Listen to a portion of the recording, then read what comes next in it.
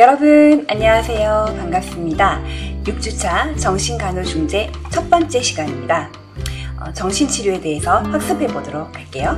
학습할 내용은 개인정신치료, 집단정신치료, 인지행동치료입니다. 학습 목표는 통찰치료와 지지치료의 차이를 설명할 수 있다. 정신분석치료, 분석적 정신치료, 단기 역동치료를 비교할 수 있다. 집단정신치료의 특징, 개인치료와의 차이점 등을 설명할 수 있다. 인지행동치료의 원리와 기법을 설명할 수 있다입니다. 네, 오늘 수업 들어가기 전에 지난 시간 학습했던 내용들 정리 한번 해볼까요? 1번, 의학적인 죽음의 판정 기준은 죽음에 대한 개념에 따라 심폐사와 뇌사로 나뉩니다. 2번, 뇌사를 판정할 수 있는 인력은 신경과, 신경외과, 마취과 및 뇌사 판정의 능력이 있는 전문의 2인입니다. 그리고 담당 의사와 함께 판정합니다. 3번, 키블러-로스의 죽음 반응 단계 순서는 어떻게 되었죠? 부정, 분노, 타협, 우울, 수용 5단계였어요. 4번, 환자가 남은 여생 동안 인간으로서의 존엄성과 높은 삶의 질을 유지하면서 삶의 마지막 순간을 편안하게 임종을 맞이할 수 있도록 돕는 활동을 호스피스라고 합니다. 호스피스 형태는 병원 내 호스피스, 산재형, 독립형, 가정 호스피스가 있습니다. 6번, 환자에게 필요한 의학적 조치를 하지 않거나 인위적인 생명 연장 장치를 제거함으로써 죽게 하는 것을 소극적 안락사를 하고요. 환자에게 직접 치사량의 독극물을 주사하는 류의 행위를 함으로써 죽음에 이르도록 하는 것을 적극적 안락사라고 했습니다. 개인정신치료에 대해서 살펴보도록 할게요. 여러분은 정신질환을 치료할 때 어떻게 치료하는 것이 가장 효과적인 치료 방법이라고 생각을 하시나요? 요즘에 병원에 가면 의사들이 선호하는 치료 방법은 약물치료예요.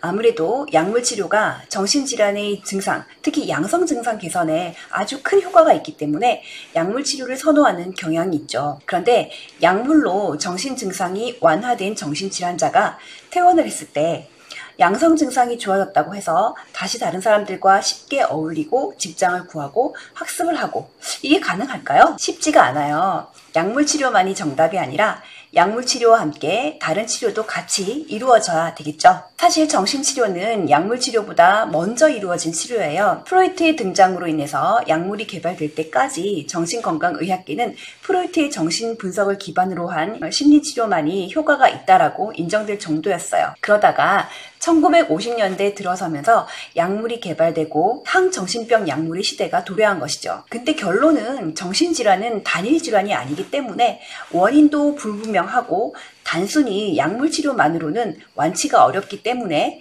정신치료나 다른 종류의 치료가 더해질 필요가 있어요. 때로는 사람에 따라 어떤 사람은 정신치료가 더 잘 맞을 수도 있어요. 그래서 우리는 정신치료에 대해서도 배울 필요가 있는 것이죠. 자, 그러면 한번 살펴보도록 할게요. 우선 정신치료란 무엇일까요? 정신치료란 정신치료자가 언어적 의사소통을 통해서 대상자의 행동을 변화시키고 환자로 하여금 자신의 삶을 통제할 수 있는 능력을 길러주게 하는 것을 목적으로 하는 심리치료다, 이렇게 볼 수가 있는데요. 정신치료는 크게 개인정신치료와 집단정신치료 두 가지로 나눌 수가 있습니다. 우선 개인정신치료에 대해서 살펴보도록 하겠습니다. 개인정신치료란 한 사람의 치료진과 한 사람의 대상자가 치료적 관계를 형성해서 언어적, 비언어적 의사소통을 통해서 대상자의 감정, 태도, 행동, 성격의 변화를 촉진하는 방법입니다. 개인정신치료는 또 통찰정신치료와 지지정신치료 두 가지로 나눌 수가 있어요. 통찰정신치료는 정신분석,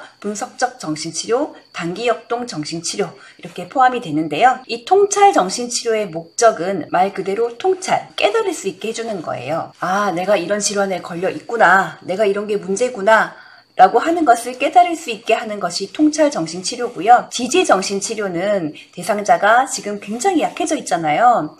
약해진 자아를 지지해주고 격려해주는 게 주 목적인 치료라고 볼 수 있습니다. 통찰정신치료 중에서 우선 정신분석 치료에 대해서 살펴보도록 할게요. 정신분석은요, 통찰치료 중에서 가장 고차원적인 치료라고 볼 수가 있어요. 프로이트에 의해서 개발된 이론이고 치료 기법입니다. 정신분석 치료는 무의식 무의식을 의식화해서 병식을 갖도록 해주는 건데요. 목적은 대상자의 무의식에 억압되어 내재되어 있던 요소들을 의식화시킴으로써 대상자가 더 성숙한 방식으로 자신의 갈등을 이해하고 다루면서 내적 갈등을 해소할 수 있도록 도와주는 것입니다. 여러분, 정신분석이라 하면 가장 먼저 떠오르는 것이 무엇인가요? 의식, 무의식, 자, 초자 이런 단어들이 떠오르시죠? 그리고 어린 시절 만 5세 이전의 과거의 경험이 그 사람의 성격을 결정한다 했었는데 기억나시죠? 과거의 어린 시절의 경험 속에서 나도 모르게 나의 갈등이 잊혀진 것이 아니라 무의식에 억압되어 있으므로 성인이 되었을 때 그 정신적인 문제가 생겼다면 그 문제는 근본적으로 현재의 문제가 아니라 어렸을 때 해결되지 못했던 갈등들이 억압되어 있다가 나도 모르는 사이에 순간순간 튀어나온다고 보는 거예요. 그런데 중요한 것은 본인이 그것을 인식하지 못하는 거예요. 아는 것이 힘이다 라는 말이 있듯이 나의 문제가 어디에서 오는 것인지를 알고 있다면 문제의 해결이 수월하게 되겠죠. 그래서 정신분석은 어린 시절에 해결되지 않은 문제가 성인이 되어서도 반복된다는 사실을 깨닫게 해주는 거예요. 즉, 자아의 기능을 강화시켜서 이들을 효과적으로 제어하는 능력을 키워서 인격의 재구조화를 이루는 것이 치료의 목표라고 보시면 되겠어요. 만 5세 이전에 인간의 성격이 기본적으로 형성된다는 전제하에 이미 어릴 때 형성된 성격이 20살, 30살이 되어서 완전히 갈아엎을 수 있을까요? 즉, 인격의 재구조화를 완벽하게 이룰 수 있을까요? 사람 고쳐 쓰는 거 아니다 라는 말이 있듯이 참 어려운 것 같아요. 그래서 정신분석 치료는 굉장히 시간과 비용이 많이 드는 치료입니다. 치료 방법을 보시면 치료 기간이 면담 1회당 45분에서 55분 정도가 되는데 일주일에 3회에서 5회를 만나요. 그리고 적어도 3년에서 6년 정도,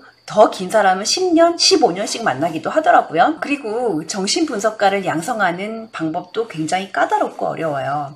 그래서 수련받는 방법, 기간, 노력이 다른 타 상담가를 양성하는 과정에 비해서 굉장히 어렵기 때문에 정신분석가들이 수가 많지가 않아요. 게다가 약물치료나 여타 다른 치료에 비해서 비용이나 시간을 들인 만큼 효과가 탁월하지 않기 때문에 현대에서 임상에서는 실제로 이렇게 활발하게 사용되지는 않습니다. 정신분석에 사용되는 치료 기법을 살펴보겠는데요. 가장 주된 치료 기법은 자유현상입니다. 프리어소시에이션.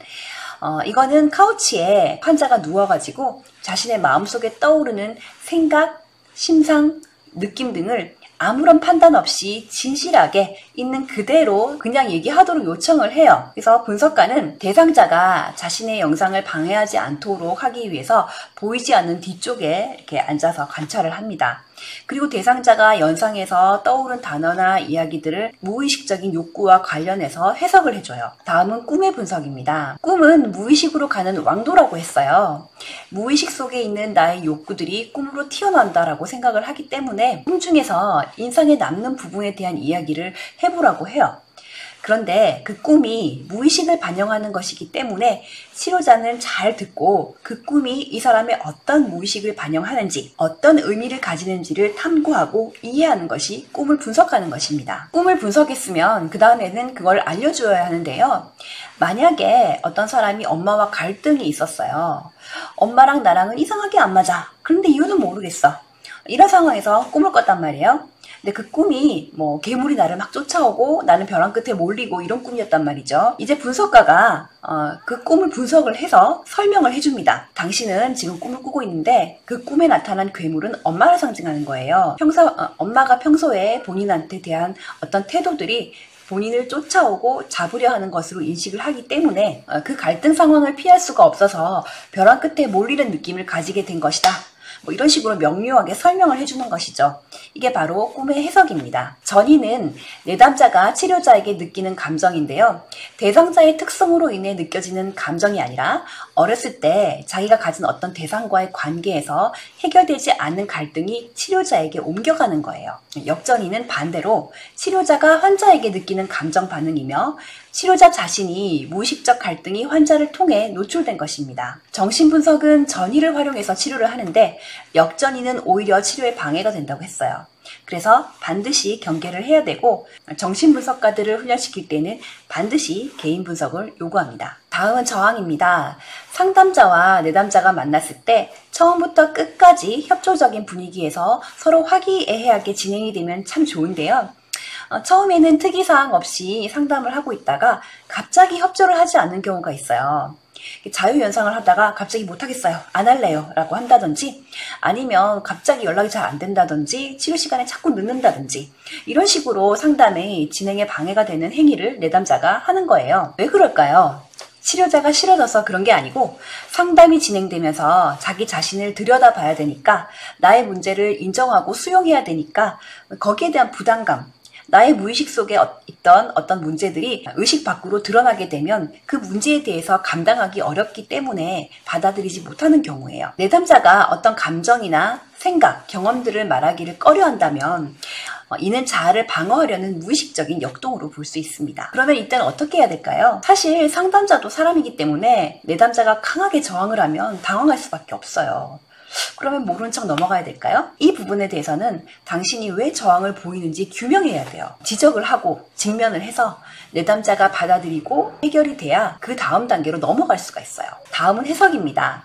내담자가 이전에는 이해하거나 깨닫지 못했던 심리적 사건을 설명해 주는 것인데요. 자유연상을 하면 그걸 또 분석을 해야 되잖아요. 분석을 한 다음에 그것에 대해서 설명을 해줘야 되죠. 자유연상을 하는 동안에 대상자는 뭔가 떠오른 대로 확인을 했지만 그것들이 뭘 의미하는지는 잘 모른단 말이에요. 이것들을 잘 맞춰서 잘 분석을 해서 당신의 지금 심리 상태가 이러이러한 상태입니다 라고 설명을 해주는 게 바로 해석이에요. 정신분석을 할 때 치료자는 개인적으로 어떤 감정을 드러내기보다는 객관적으로 대상자의 문제를 해석하고 분석하는 게 굉장히 중요하게 여겨지는 치료예요. 그래서 대상자의 태도는 경청하고 적절한 시기에 해석을 하라고 되어 있어요. 그래서 객관성과 중립성을 가져야 합니다. 분석적 정신치료인데요.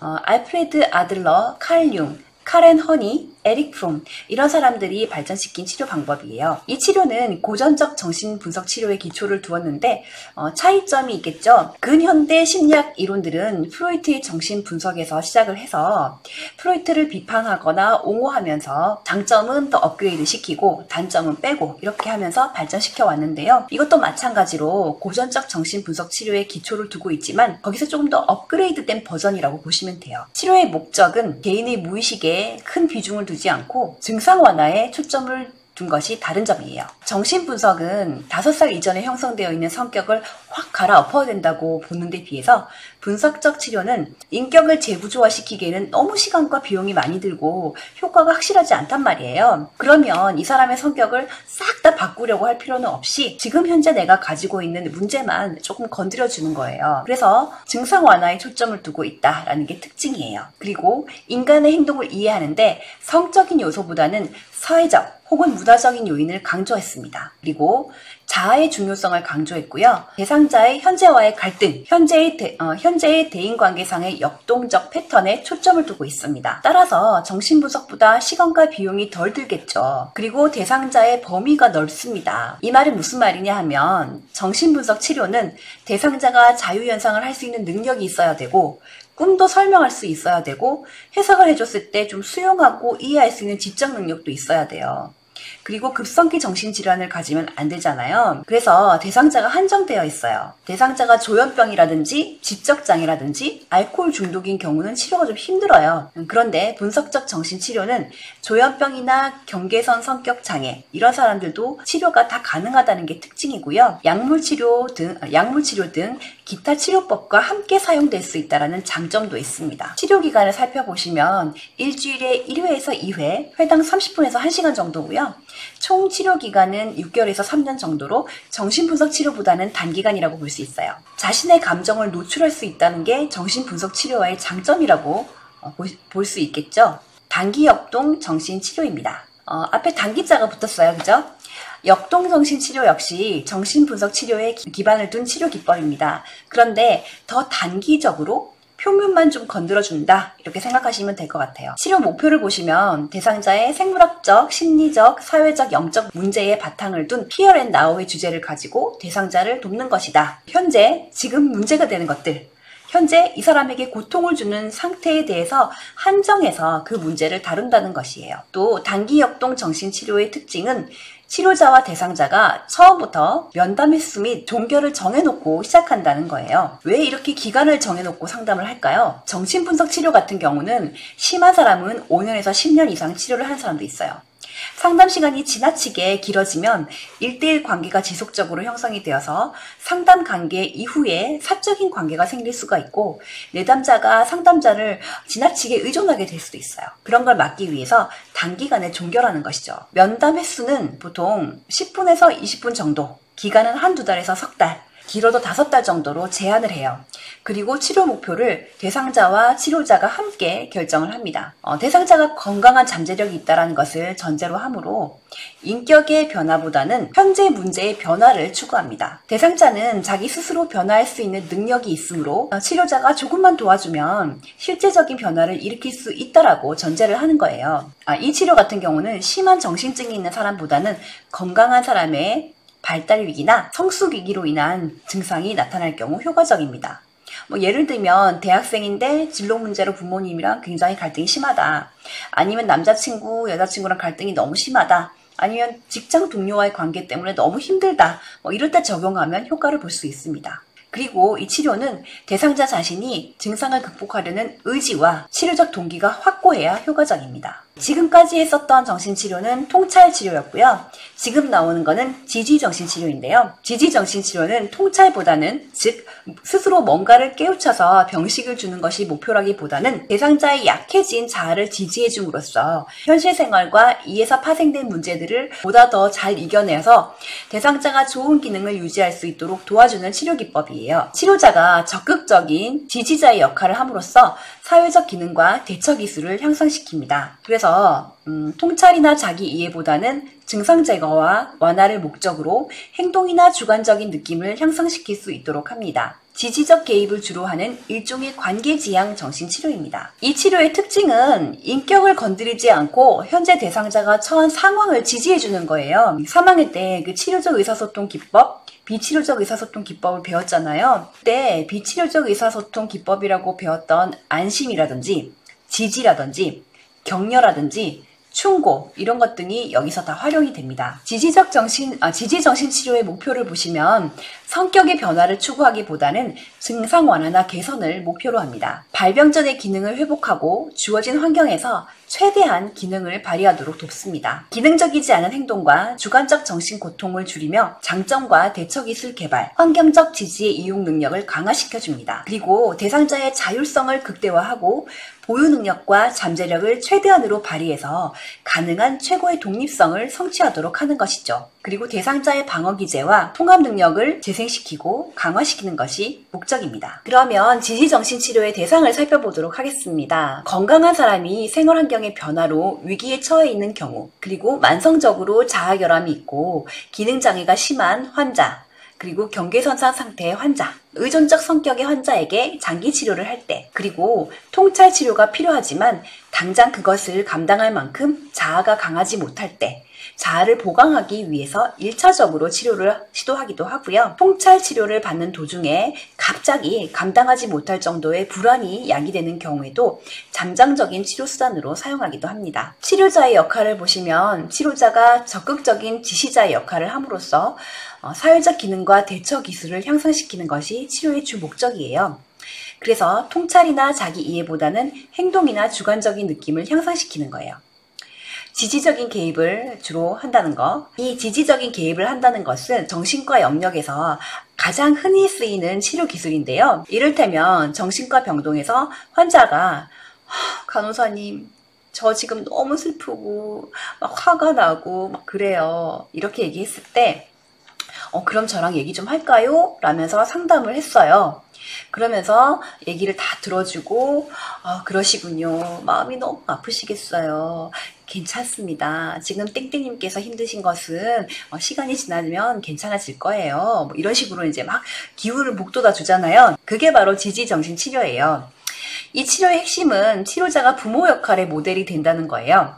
그래서 치료자의 태도를 보시면 온화한 태도, 의존과 욕구를 충족시키고 정당한 독립이 발달되도록 돕고 능동적이고 적극적인 관심을 가지고 진지한 태도를 기본으로 한다는 거예요. 구체적으로 안심시키기, 암시, 충고, 뭐 이런 기법들을 사용합니다. 대상자의 의존적 욕구를 충족시켜주고 바람직한 승화와 취미를 개발하도록 돕습니다. 통찰 정신치료와 지지 정신치료를 비교해 보았는데요.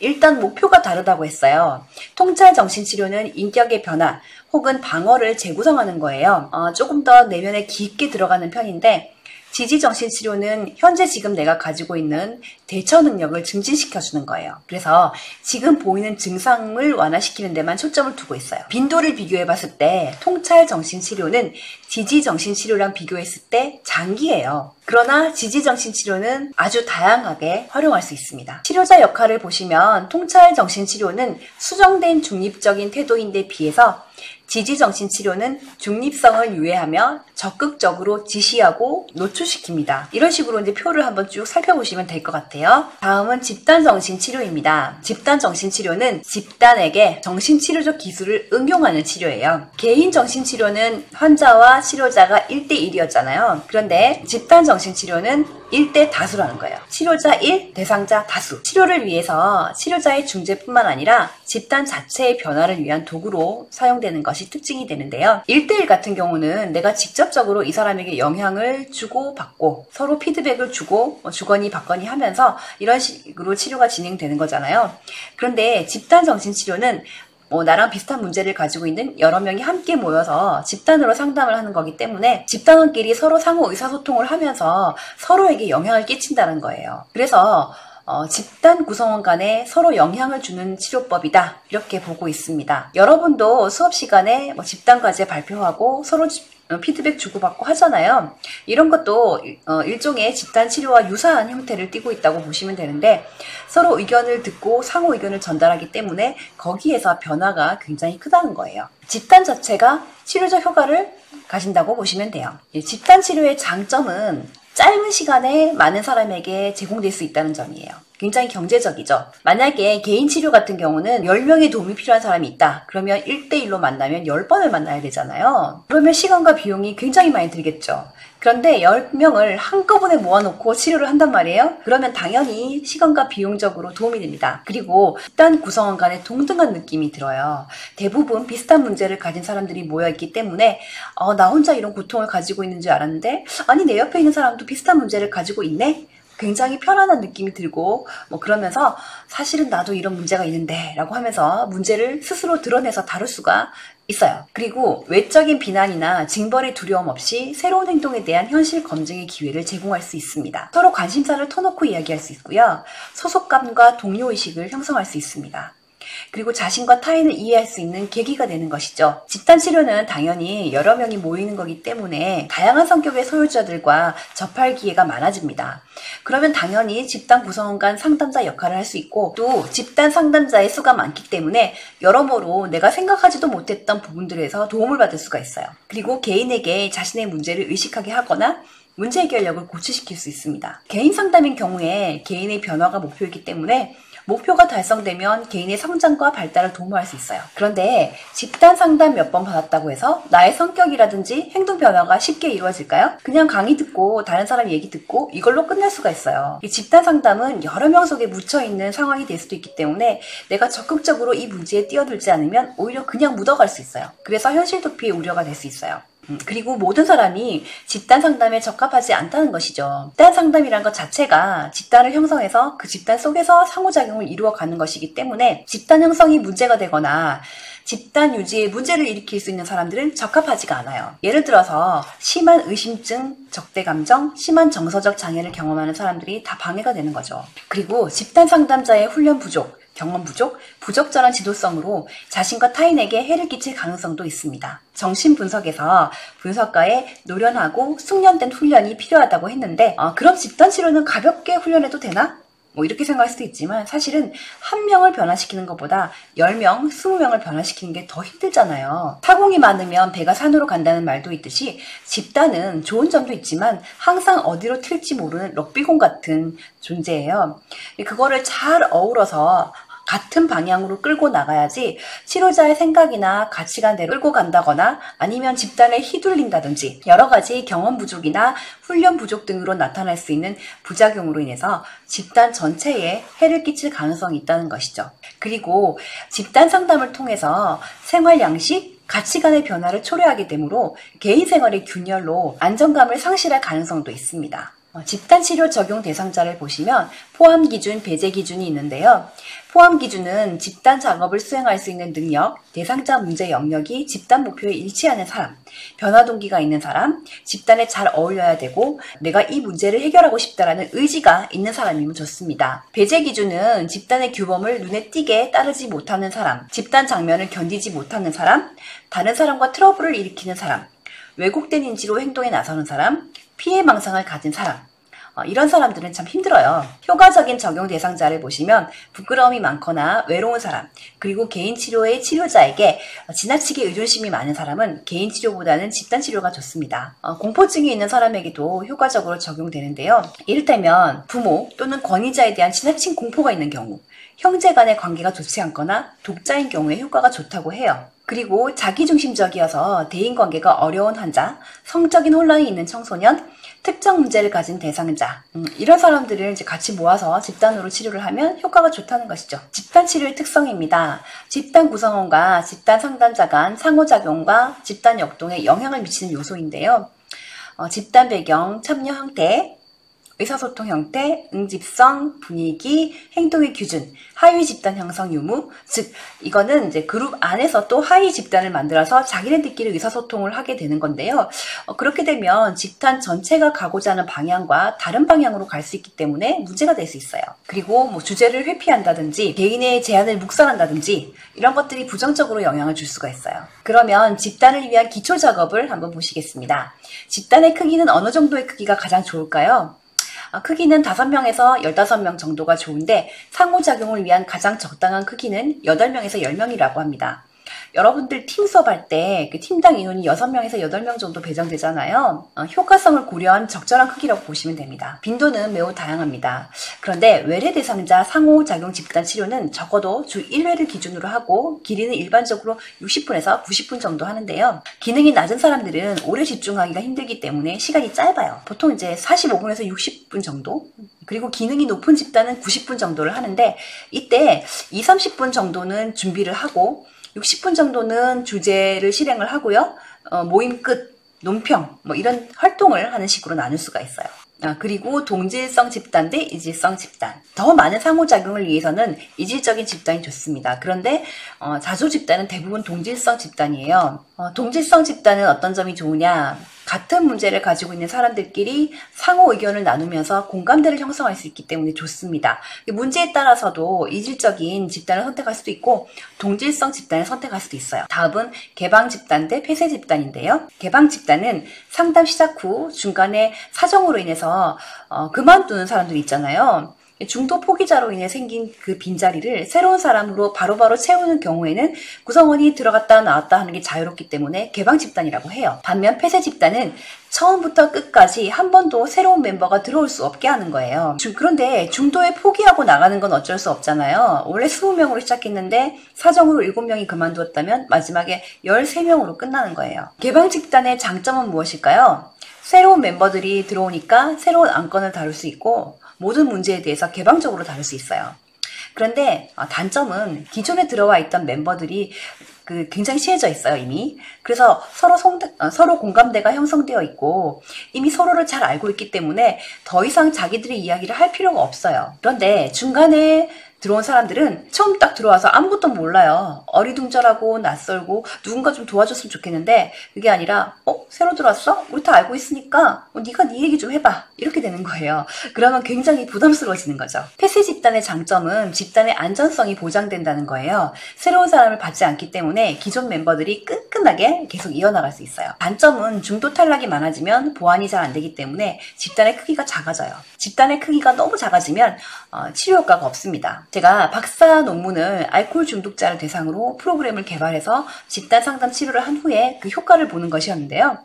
그 집단 상담을 실시하기 위해서 알코올 중독으로 입원해 있는 사람들을 찾아가서 프로그램을 해야 되는데 프로그램 적용 가능한 대상자가 그렇게 많지도 않고 알코올 중독자들은 입퇴원을 굉장히 자주 해요. 그런 특성 때문에 장기간 동안 치료를 진행하기가 너무 힘든 거예요. 그래서 만약에 20명이 필요하다 그러면 집단을 더 많이 해서 중도 탈락을 하더라도 결국은 20명 정도가 남아있을 수 있도록 장치를 한 다음에 프로그램을 실행해야 그 효과를 볼 수가 있어요. 그러면 이제 치료자의 역할입니다. 집단 치료의 치료자라고 해서 훈련이 덜 되어 있어도 된다가 아니고 오히려 전문가적인 자격이 더 많이 요구되는데요. 보통 석사 정도의 교육 수준이 되어야 되고 경험이 많아야 되는데요. 그 이유는 집단 간에 필연적으로 일어날 수 있는 갈등 관리 능력이 있어야 된다고 보는 것이죠. 사실 우리가 정신과 영역에서는 정신건강사회복지사들이 주로 집단 상담 프로그램을 많이 해요. 그렇기 때문에 어떤 사람들은 집단 상담을 사회복지사만 할 수 있는 것으로 생각할 수 있는데 아니에요. 정신건강간호사, 정신건강사회복지사, 정신건강임상심리사뿐만 아니라 일반 간호사도 해당 분야에서 경험과 훈련을 많이 쌓았고 환자들과 관계 형성이 잘 되고 집단을 다룰 수 있는 능력이 있다면 프로그램 진행할 수 있어요. 부산이나 경남 지역에는 사회복지사들이 대부분 프로그램을 진행하는데요. 경기도나 윗지방으로 올라가면 간호사들이 특별하게 자기 역량을 확보해서 프로그램을 진행하는 경우가 꽤 많이 있어요. 그래서 여러분들이 만약 정신과에 가시게 되면 그냥 뭐 병동에서 일반적인 간호사의 업무에만 국한해서 하지 마시고 집단 상담 치료자 역할도 할 수 있었으면 좋겠다 이런 생각을 해봤어요. 치료자의 역할을 보시면 집단의 치료 과정을 촉진하는 역할이고요. 따라서 감정이 따뜻한 존경 같은 치료적 분위기를 조성할 수 있어야 합니다. 그리고 대상자의 저항을 파악하고 해결해야 되고요. 집단 구성원의 동질화 현상과 상호작용을 거쳐서 각 개인에게 통찰이 생기도록 진행을 해야 됩니다. 일단은 으쌰으쌰 해가지고 같이 함께 갈 수 있도록 분위기를 이끌어야 되고 그런 와중에서도 개인에게도 문제 해결에 대한 실마리를 찾을 수 있는 해결 능력을 갖출 수 있도록 진행을 해야 돼요. 그래서 집단이 감정 표현을 할 수 있도록 충분히 안전하고 지지적이며 효율적인 현실 검증이 가능하도록 충분한 피드백과 정직함을 제공할 수 있어야 됩니다. 네, 지금까지 정신치료에 대해서 설명을 했는데요. 잠시 쉬었다가 인지행동치료부터 다시 시작하도록 할게요. 수고 많으셨습니다. 안녕!